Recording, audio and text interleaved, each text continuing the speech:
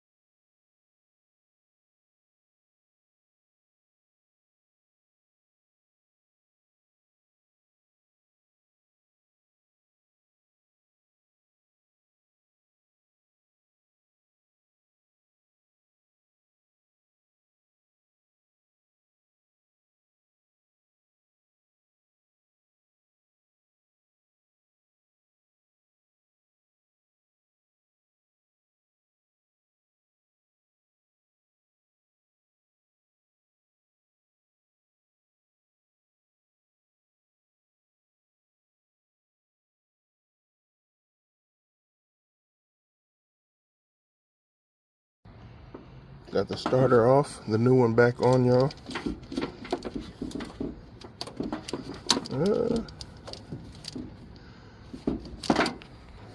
Can't pull that cable a little bit, but hooking the battery back up now, y'all.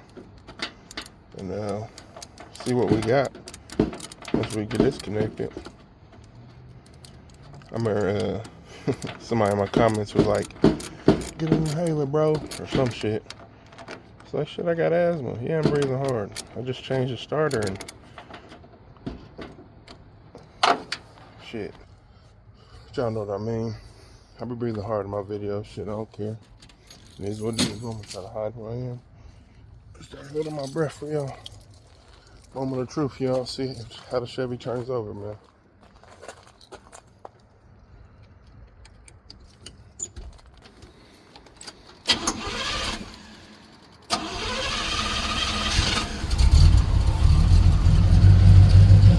We'll see. We're gonna give it a minute. But that mug did sound like it turned over a lot better, y'all. I just did a little hyperlapse today. Y'all might see some of my stomach in the video. It is what it is. Hey, I got a gut. That's what it is. Y'all, I removed two starters. I removed the starter from the black box.